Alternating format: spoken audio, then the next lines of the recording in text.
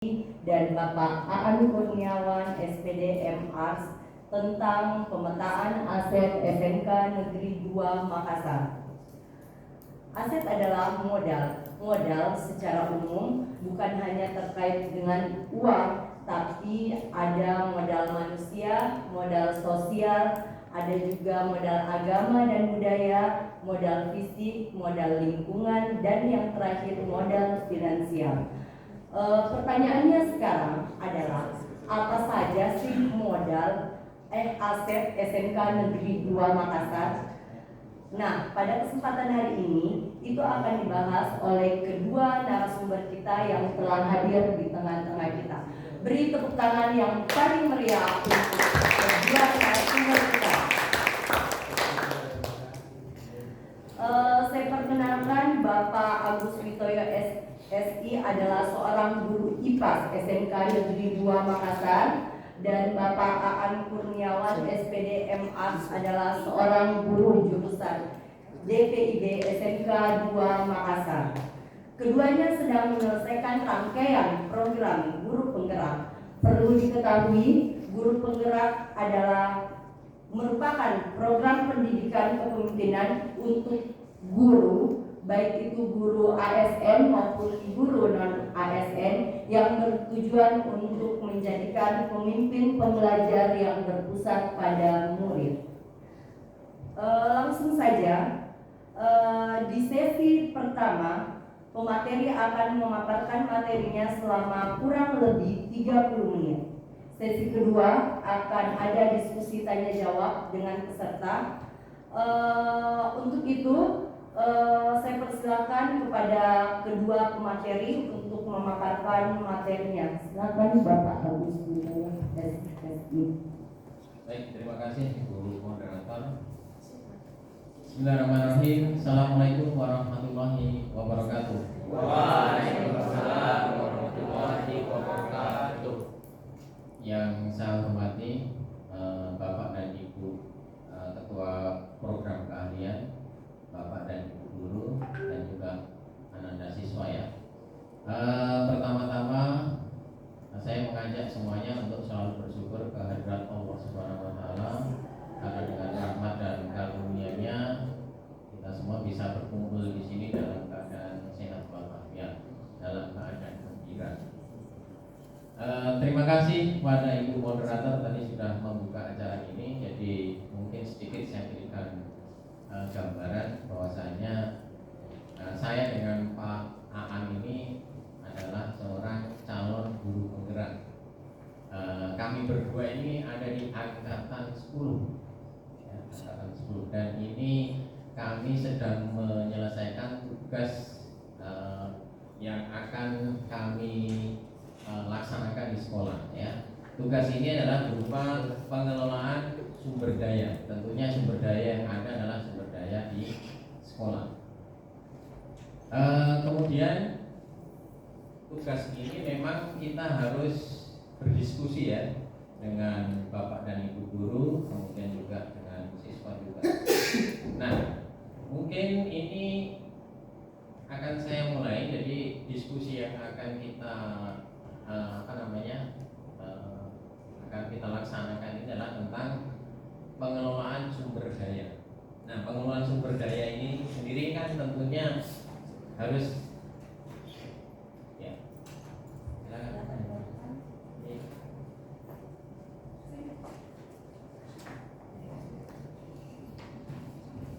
Ya, saya lanjutkan. Jadi pengelolaan sumber daya ini tentunya kita harus berdiskusi di antara kita semua, baik dari mulai level kepala sekolah, wakil kepala sekolah, ketua jurusan, Bapak dan Ibu guru, dan tentunya juga nanti siswa. Nah, siswa ini juga ada perannya ya di dalam pengelolaan sumber daya ini. Tentunya ada masukan ataupun juga usulan-usulan yang nantinya bisa kita kelola dengan baik.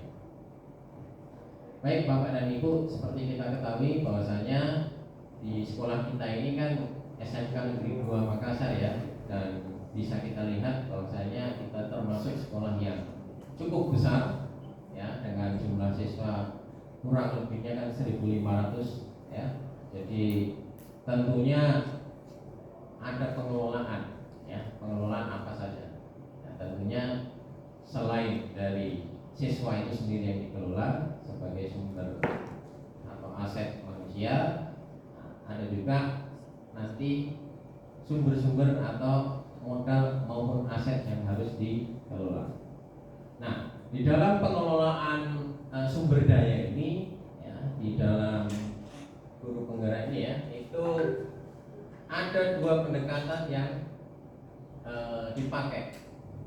Yang pertama itu adalah pendekatan berbasis kekurangan atau masalah, dan yang kedua itu adalah pendekatan berbasis aset atau pengembangan komunitas berbasis aset. Nah, ini tentunya ada perbedaan. Ya. Kalau kita berbicara tentang pendekatan berbasis kekurangan atau masalah, ya, ini bisa kita cirikan. Yang pertama itu biasanya adalah fokus pada masalah atau isu yang sedang dihadapi. Kemudian yang kedua, berkutat pada masalah utama. Apa masalahnya? Selalu itu saja yang akan dibahas. Kemudian yang ketiga, itu biasanya mengidentifikasi kebutuhan dan kekurangan ya, biasanya bertanya, apa yang kurang? Misalkan di jurusan saya atau di lab saya, apa yang kurang? Itu selalu biasanya bertanya. Kemudian yang keempat biasanya adalah fokus mencari bantuan dari institusi lain, mengharap bantuan. Berikutnya itu adalah merancang proyek untuk menyelesaikan masalah. Nah, kemudian kalau saya bandingkan dengan pengembangan komunitas berbasis aset, itu ciri-cirinya ya. Yang pertama itu adalah fokus pada aset dan kekuatan. Apa aset-aset yang dimiliki oleh sekolah, kemudian kekuatannya apa saja. Nah, itu yang kita akan gali nanti. Berikutnya yang kedua itu biasanya membayangkan masa depan. Jadi sudah tidak berkutat pada masalah lagi atau isu-isu masalah utama. Yang ketiga itu berpikir tentang kesuksesan yang telah diraih. Apa prestasinya? Apa yang bisa sudah disumbangkan oleh siswa-siswa kita ataupun guru-guru hebat kita di sekolah, baik mungkin di tingkat kota, kabupaten, provinsi, bahkan nasional. Berikutnya itu adalah mengorganisasikan sumber daya. Nah, jadi sumber daya yang ada di sini tidak hanya sumber daya manusia ya, tentunya ada sumber daya yang lain.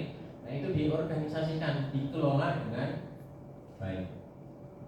Dan berikutnya itu adalah merancang sebuah rencana berdasarkan visi. Jadi memang sudah ada visi, baru direncanakan dan kemudian dilaksanakan. Nah, dalam kesempatan ini nanti kita akan berdiskusi tentang pengembangan komunitas berbasis aset. Nah, kenapa ini yang kita pilih? Karena di sini akan lebih ini ya, lebih istilahnya berprospek ke depan. Ya, apa yang sudah kita rencanakan itu tinggal kita laksanakan. Apa yang ada di sekolah ini akan dikelola dengan baik.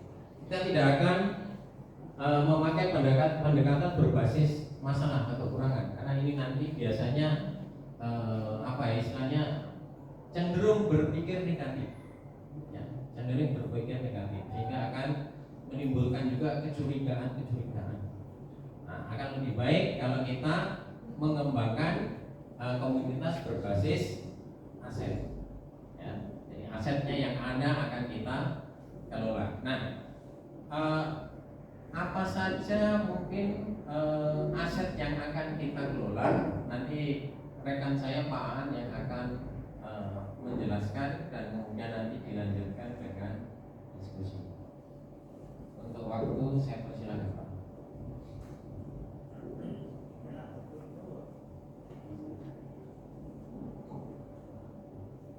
Terima kasih Pak Agus. Assalamualaikum warahmatullahi wabarakatuh.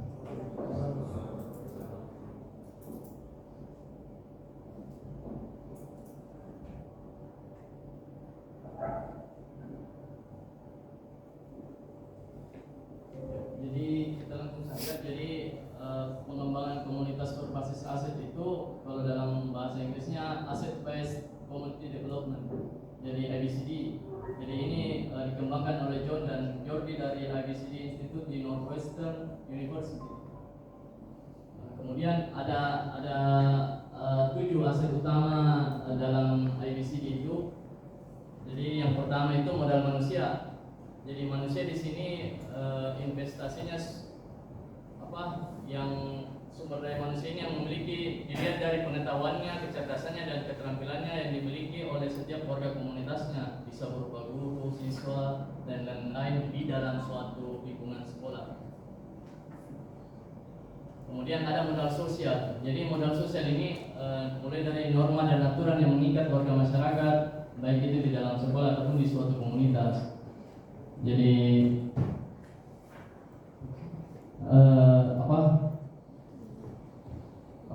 kalau di modal sosialnya kita di sini kayak IKA itu kan salah satu modal positifnya kita, itu salah satu modal sosial juga. Kemudian ada modal fisik. Jadi modal fisik ini terbagi dua, ada bangunan, ada yang di dalam bangunannya, ada yang di luar bangunan sekolahnya. Jadi kita identifikasi kembali semua, kira-kira ini bisa kita manfaatkan ke depannya, apa-apa yang bisa kita manfaatkan. Bangunan yang misalnya ada bangunan olahraga, mungkin ke depannya bisa digunakan untuk pembelajaran dan lain-lain. Atau di luar kayak kita memasukkan modal fisiknya seperti Tanjung, itu juga sepotong bisa pembelajaran ke sana. Atau industri-industri yang ada di sekitar sekolah, yang ada fisiknya, taman dan lain-lain.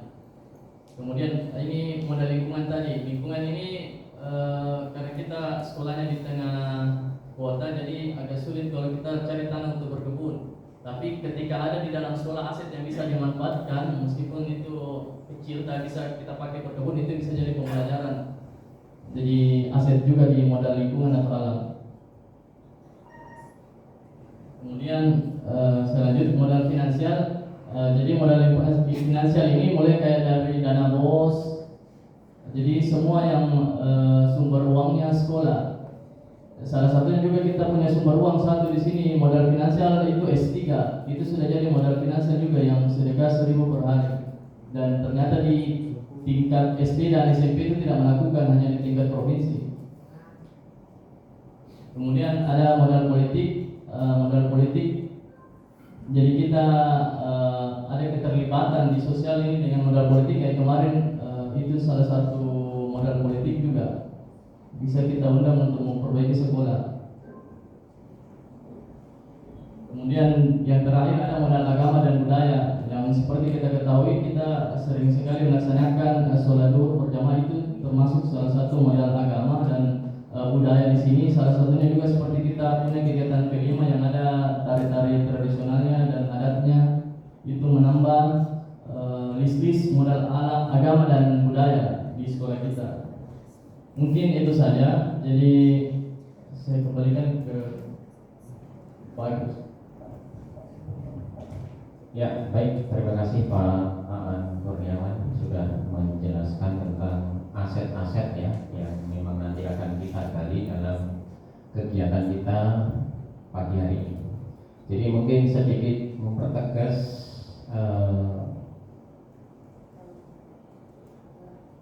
apa ini namanya ya hasil ini ya, penjelasan dari Pak Aan bahwasanya ada 7 aset yang nanti akan kita gali.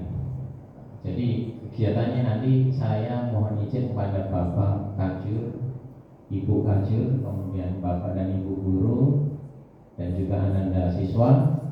Jadi kita akan menggali aset-aset tadi yang sudah dijelaskan oleh Pak An. Ada 7 aset ya. Termasuk yang pertama tadi aset manusia. Mungkin di sini kan kalau aset manusia itu kan kita sudah ada beberapa sumber daya yang ada. Bisa dari kepala sekolah, kemudian wakil kepala sekolah, ketua jurusan atau ketua program keahlian, bapak dan ibu guru, tata usaha dan lain-lain. Nah itu nanti mungkin kita bagi menjadi beberapa kelompok. Karena tadi aset itu kan ada 7 ya. Jadi nanti yang hadir di sini kita bagi 7, nanti akan kita bagikan semacam form, baru nanti diisi dan kita diskusikan tentang pemetaan aset yang ada di sekolah kita.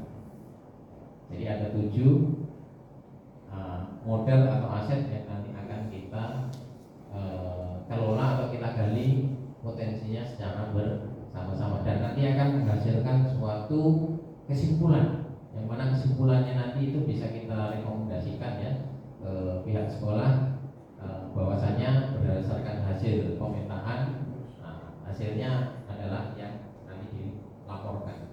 Jadi itu tambahan dari saya untuk mempertegas kegiatan kita pada pagi hari ini. Selanjutnya saya serahkan kepada Ibu Moderator. Silakan.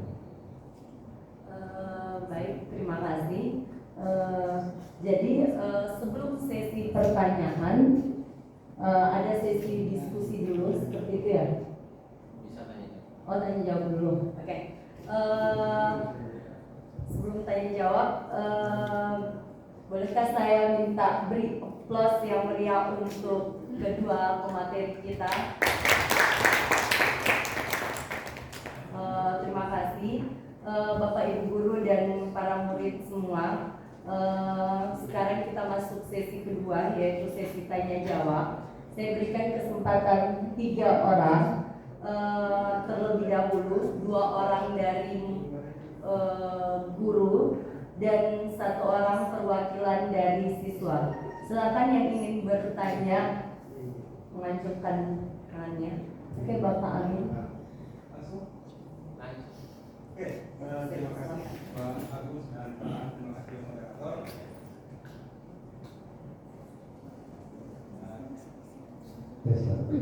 Terima kasih atas pemaparannya tadi, saya kira sangat bagus. Saya kira untuk selanjutnya saya hanya meminta supaya format yang akan digunakan sebentar itu segera ditampilkan supaya kita bisa melihat dan kami juga bisa diberi gambaran spesifikasi apa saja yang akan diinventarisasi dari modal-modal tersebut. Terima kasih Pak. Thank you. Oke, terima kasih Pak Amin. Selanjutnya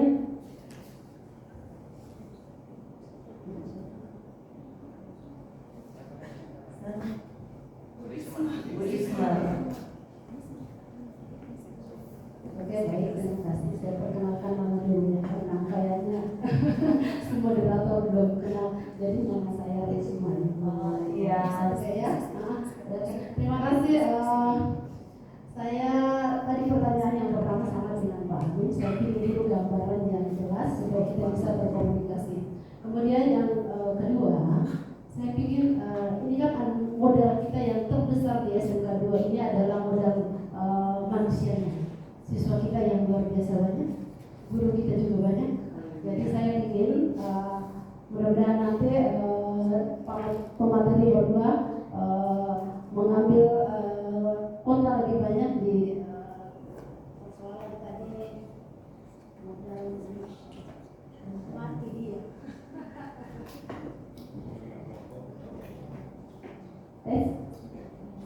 Jadi baterainya lagi itu ya. Oke, jadi lanjut. Itu saja tadi mungkin harapannya nanti kita sedikit lebih fokus pada modal manusianya tadi. Oke, sekian. Assalamualaikum warahmatullahi wabarakatuh. Terima kasih untuk Ibu Risma. Jadi Pak Amin dan Bu Risma meminta kepada pemateri untuk menampilkan format diskusi kita pada hari ini.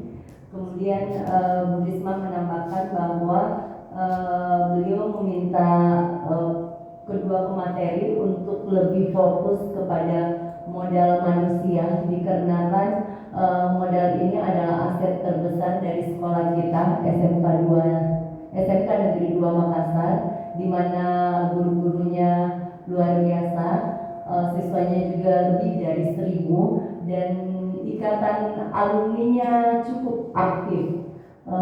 Saya kembalikan kepada pemateri untuk mengarahkan sesi diskusi kita hari ini.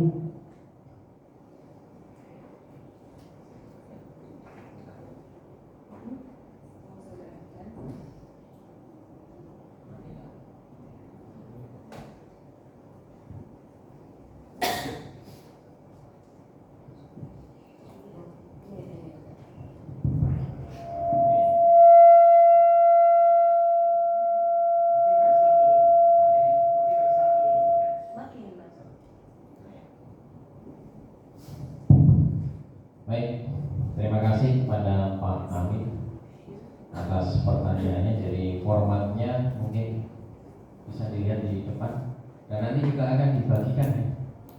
Jadi masing-masing kelompok nanti akan mengisi kira-kira apa saja yang bisa digali dari aset-aset yang ada di sekolah kita ini. Ini yang pertama, aset manusia. Tentunya nanti ini kan ada ini ya, nama, kemudian ada ide yang disampaikan, yaitu asetnya berupa apa, kemudian pemanfaatannya untuk apa. Ini untuk yang aset manusia. Itu namanya nama yang ada dalam kelompok itu atau nama aset manusianya, misalnya kepala sekolah namanya misalnya kasih masuk. Iya, itu nama dari personelnya Pak. Ya, misalkan kepala sekolah, wakilnya dan lain-lain. Cuma ini kan tidak mungkin semuanya ya. Jadi nanti mungkin istilahnya secara umum saja. Jadi enggak, karena banyak sekali itu nanti. Kemudian ada juga aset sosial. Nah, aset sosialnya nanti dalam bentuk seperti apa? Kemudian Sedikit dulu Pak Gus, saya ya. kira perlu diperjelas ini. Misalnya yang di atas, misalnya nama kepala sekolah, terus asetnya atau modalnya seperti sama semua tuh, aset manusia begitu. Tidak. Misalkan namanya misalkan Pak Muhammad Kasim Helno SPTN. Nah ini asetnya kan dia sebagai kepala sekolah. Iya. Nah, pemanfaatannya berarti kan sebagai contoh sebagai pengambil kebijakan dalam misalkan suatu ini ya, kebijakan misalkan apakah ada sesuatu yang harus diputuskan. Nah itu bisa dikatakan dia sebagai pengambil kebijakan. Tadi ada mohon maaf ya. Ya. Misalnya kepala sekolah, bisa dia masuk di aset manusia, bisa dia masuk di aset politik. Kalau dia di aset politik, bisa saja sebagai pengambil keputusan seperti dikatakan tadi. Kalau dia di aset manusia sebagai manajemen sekolah. Kalau untuk kepala sekolah Pak itu sebagai aset manusia. Kalau yang berhubungan dengan apa namanya politik ya, mungkin sifat anunya saja, apa ya, perilakunya itu untuk mengambil keputusannya itu ya berdampak pada sekolah, karena dia fungsinya kan sebagai kepala sekolah.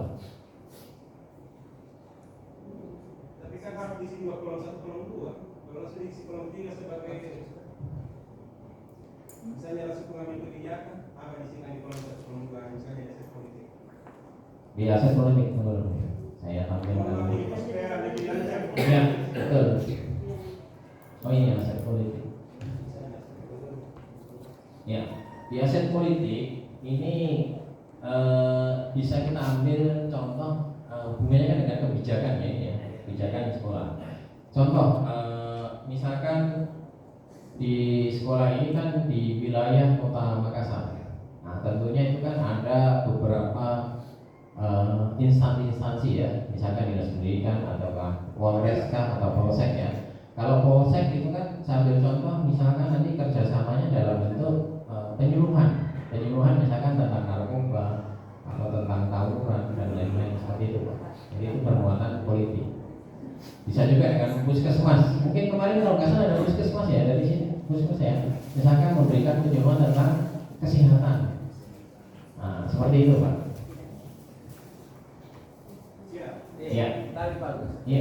Ini barangkali kalau dicoba di Yang atas Pak ya. Jadi barangkali kalau saya melihat Pak, banyak misalnya kita sebagai kepala sekolah, barangkali bisa kita pisahkan bahwa kepala sekolah sebagai leader, kemudian yang kedua Pak Kasih sebagai manusianya, sebagai pelakunya. Jadi kita tidak bisa barangkali Pak mengatakan bahwa kepala sekolah di aset politik, kepala sekolah di aset yang pertama itu saya kira bisa kita pisahkan barangkali dari jabatannya dengan personnya Pak. Iya. Ya. Kalau misalnya dalam politik itu barangkali kalau dalam politik mungkin personnya itu dalam pengambilan keputusannya. Artinya dampak dari keputusan sebagai person, sebagai Pak Asi misalnya, saya bisa wakil kepala sekolah, tetapi keputusannya itu bermuatan politik. Iya, betul. Ya, jadi itu barangkali sih kita bisa antara kepala sekolah dengan Iya. Baik, terima kasih Pak Ser. Jadi memang jabatan kepala sekolah itu memang kalau secara umum itu sebagai modal manusia. Cuma nanti memang akan berhubungan dengan itu tadi yang berbau politik ya. Misalnya apa tadi mengambil keputusan atau apakah bekerja sama dengan pihak Polres atau Polsek ya, utamanya Polsek dan juga mungkin dengan puskesmas. Seperti itu. Jadi memang ada pembedaan Pak, antara modal manusia dengan modal politik. Selamat datang Pak Sinan. Pak Sinan ini merupakan pengacara praktik di aset juga, merupakan aset juga. Apalagi sebagai guru seni ya, aset juga. Ya, betul.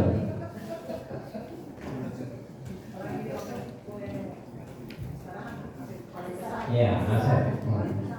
Jadi mungkin gambarannya aset itu memang ada 7 di dalam guru negara. Nah, tidak hanya dalam bentuk fisik saja, tapi ada juga modal manusianya. Terus kemudian tadi pertanyaan dari Pak Amin sudah nih. Oh, ada tambahan dari Pak Mahaja. Iya Pak, mau menambahkan sedikit. Jadi untuk aset politik itu kayak ada penyuluhan dari puskesmas ke sekolah itu sudah masuk aset politik. Kemudian ada beasiswa misalnya dari anggota DPR khusus untuk SMK 2 itu juga masuk aset politik. Kemudian ada dari kepolisian ataupun itu kan aset politik juga. Kita jadi targetnya dan dari programnya. Terima kasih Pak.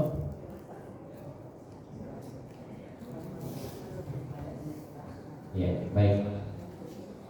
Pertanyaan kedua tadi dari Bu Risma ya tentang fokus itu kepada aset yang paling besar yaitu guru dan siswa. Ya memang sekolah kita ini kan sekolah besar, tentunya jumlah siswanya itu bisa dilihat juga banyak, dan kemudian juga guru-gurunya pun juga banyak, termasuk banyak ini. Karena saya lihat itu ada 105 jumlah guru ya, baik yang ASN maupun non ASN. Tentunya ini aset yang paling besar buat sekolah kita ya, untuk mengembangkan sekolah ke depannya. Jadi memang pengelolaannya ini tentunya nanti kalau dari guru penggerak tentunya akan bekerja sama nanti dengan pihak sekolah, utamanya kepala sekolah ya, di dalam pengelolaan baik gurunya maupun juga siswanya. Karena ini memang membutuhkan tentunya tenaga juga yang besar karena jumlahnya juga besar. Siswa yang banyak tentunya harus asuh maupun dibina oleh banyak juga guru. Bayangkan kalau siswa banyak tapi pembinaan hanya sedikit, itu akan kewalahan. Maka dari itu memang betul sekali bisa juga ini porsi yang lebih banyak itu nanti kita asetnya adalah di guru dan siswa. Tentunya juga nanti tidak akan meninggalkan aset-aset yang lain. Tapi memang benar Bu, ini guru dan siswa adalah aset di sekolah kita yang paling besar.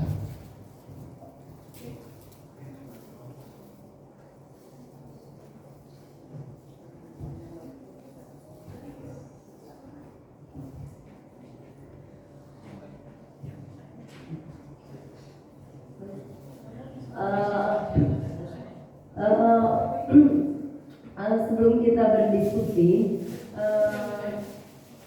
kita beri kesempatan untuk siswa ada yang mau bertanya terkait materi atau terkait tentang diskusi yang akan kita laksanakan. Oke, silakan Nak. Namanya lainnya siapa dari kelas berapa dan jurusan apa? Baik, terima kasih atas kesempatan yang telah diberikan. Saya atas nama Nur Hasyifa Abdul Ahmad dari kelas 10 FPM 1 ingin mengajukan pertanyaan.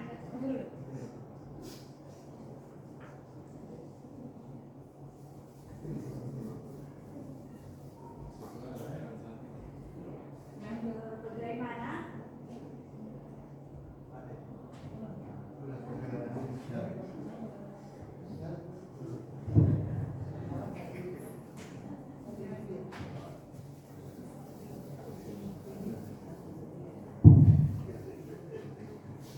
baik,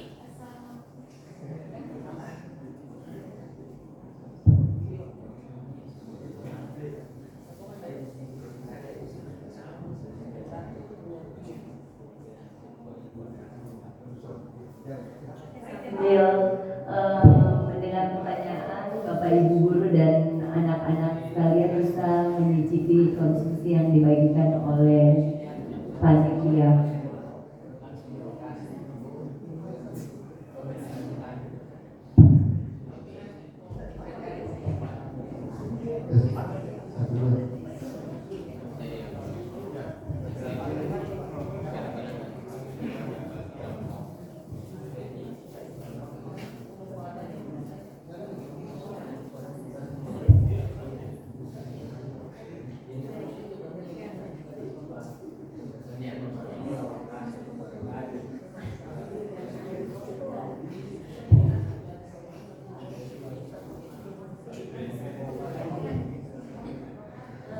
Diperkeras saja suaranya. baik. Assalamualaikum warahmatullahi wabarakatuh. Terima kasih atas kesempatan yang telah diberikan. Saya atas nama Nur Hasyifa Abdul Ahmad dari kelas 10 FPM 1 ingin mengajukan sebuah pertanyaan. Bagaimana cara mengelola aset yang ada di sekolah dengan baik dan benar? Baik, saya. Terima kasih pertanyaannya.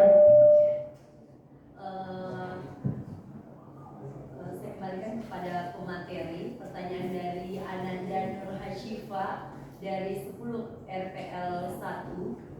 Pertanyaannya, bagaimana cara mengelola aset dengan baik dan benar? Oke.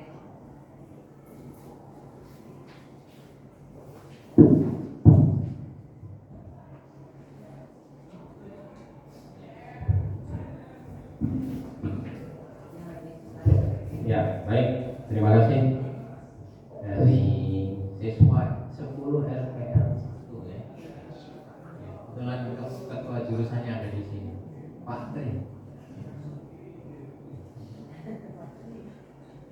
Baik, jadi kalau ditanya bagaimana cara mengelola aset sekolah dengan baik dan benar, tentunya ini ya, di dalam pengelolaan itu ya tentunya kan ada rambu-rambunya, ada semacam panduan-panduannya ya. Jadi sebenarnya gampangnya itu panduan-panduan itu yang akan kita ikuti. Tergantung nanti aset apa yang akan kita kelola.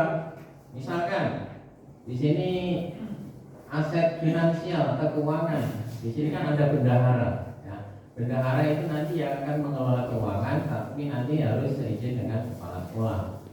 Ya, tanpa nanti ada izin dari kepala sekolah, ya tentunya tidak akan bisa.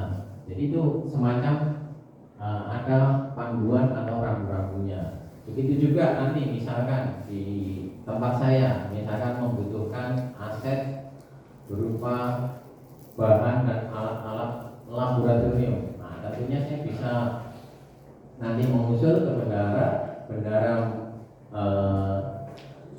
maaf, saya mengusul dulu ke kepala sekolah, baru nanti disetujui, baru ke bendahara. Nah, alat-alat dan bahan nanti yang akan kita beli, kita dapatkan, ya, itu nanti pengelolaannya itu diinventarisasi, jadi dicatat. Kalau yang berupa aset, ya kita catat itu sebagai aset.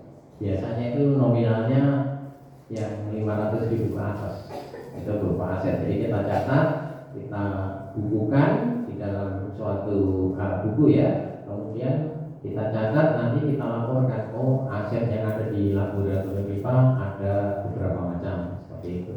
Itu salah satu contoh pengelolaan aset yang berupa aset ini ya, fisik ya ini ya. Kemudian juga misalkan pengelolaan ini ruang kelas. Nah, ruang kelas ini kan tentunya cara pengelolaannya itu di sini di sekolah ada wakil kepala sekolah bidang sarana. Nah, semuanya itu yang akan mengatur dari bidang sarana, kemudian diinventaris ruangannya berapa, terus kemudian isinya ada apa saja, ada meja, kursi, mungkin ada LCD atau yang lain, termasuk ruang rapat ini juga. Ruang rapat ini juga bisa dikelola. Nah, isinya apa saja, jumlah kursinya berapa, ada kemudian layarnya LCD ada berapa. Nah, itu dikelola dengan cara diinventarisasi. Begitu juga nanti dengan modal manusia, Bapak dan Ibu guru. Nah, itu semua ada data-datanya, diinventarisasi semua, dan itu terdata dengan baik. Begitu jawabannya. Cukup? Terima kasih untuk Pak Agus. Jadi kita akan mulai sesi diskusi. Nanti Pak Agus akan membagikan lembaran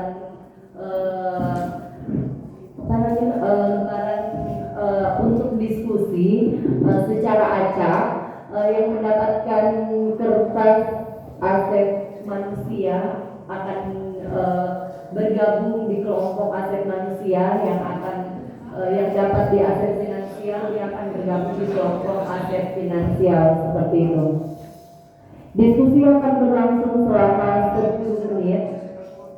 Kemudian setelah berdiskusi nanti salah satu dari kelompok akan memaparkan hasil diskusinya. Kemudian nanti saya akan memberi kesempatan kepada notulen untuk memaparkan kesimpulan dari hasil diskusi kita hari ini.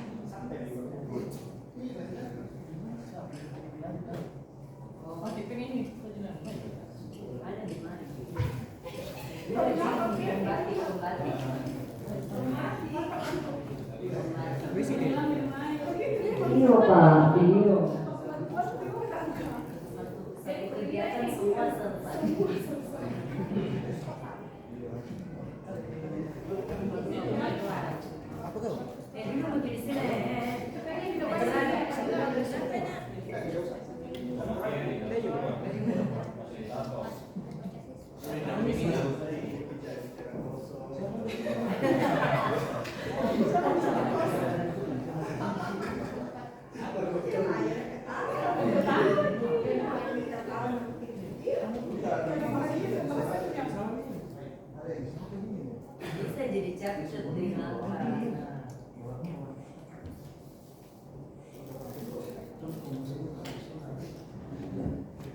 Pak, itu aset yang luar biasa untuk SMK Negeri 2 ya. Masya Allah. Apalagi Pak Ahmad ya. Dia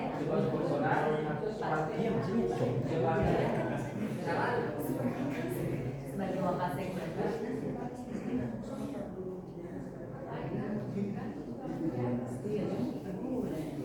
aset lo itu yang aset politik.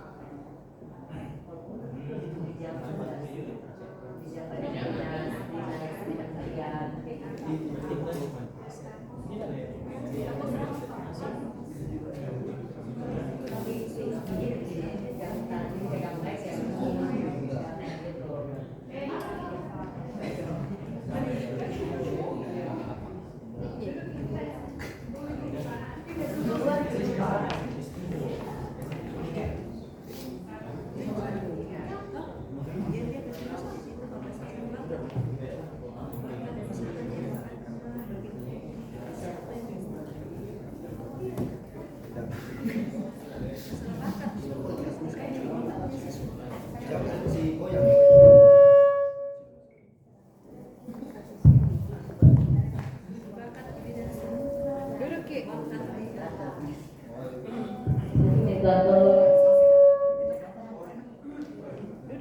tolong Pak untuk mengumpulkan. Oh, minta tolong Ibu Ika untuk mengumpulkan. Siap.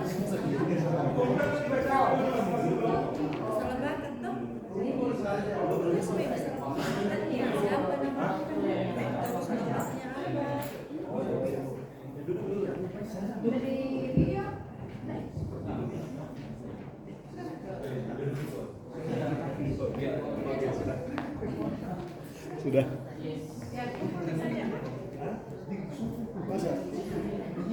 Berdiri ke situ.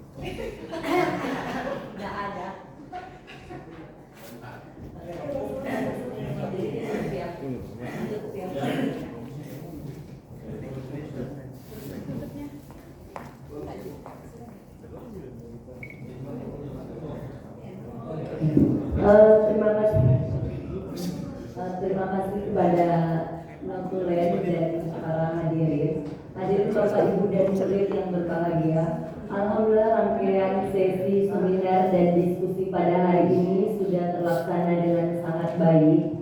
Kami ucapkan terima kasih kepada narasumber kita pada hari ini yang sudah berbagi ilmu kepada kita. Dan juga terima kasih kepada para audiens yang sudah menyimak dengan antusias. Boleh kita beri tepuk tangan yang meriah untuk kita semua. Terima kasih, saya Fatimah Fitria, moderator hari ini undur diri. Wabillahi taufiq wal hidayah. Wassalamualaikum warahmatullahi wabarakatuh.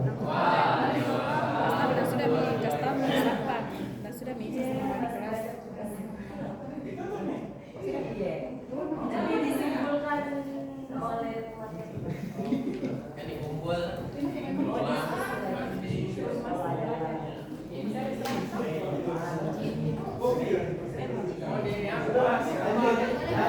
soalnya kalau presentasi masih ada buktinya. Terima kasih Pak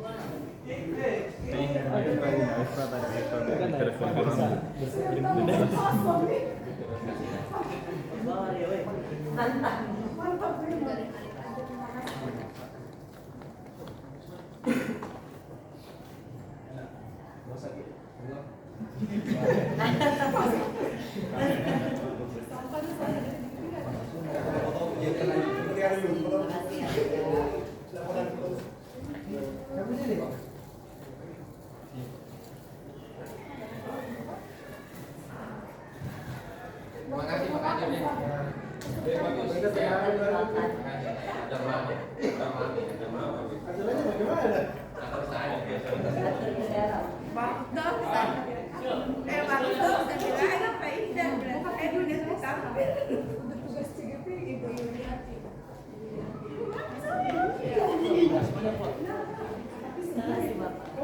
Makasih Pak Sarif ya. Makasih.